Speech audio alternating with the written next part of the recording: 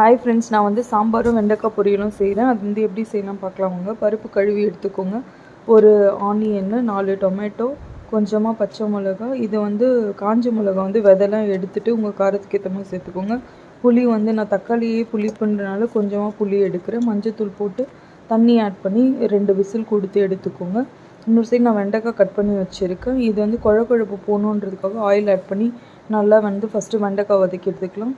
இப்போ வந்து சாம்பார் வந்து பருப்பு வெந்தோடனே அதை கடைஞ்சிக்கோங்க.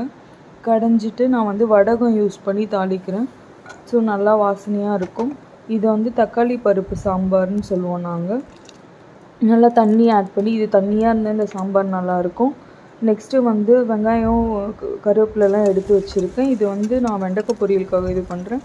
ஸோ ஆயில் ஆட் பண்ணி கடுகு பொரிஞ்சோடனே வெங்காயம்லாம் நல்லா வதங்கினோடனே டொமேட்டோ ஆட் பண்ணி மஞ்சத்தூள் போட்டு குழம்பு மிளகாத்தூள் போட்டு கொதிக்க வச்சு எடுத்துருங்க. வெண்டைக்காய் பொரியல் ரெடி ஆயிடுச்சு. பாய்.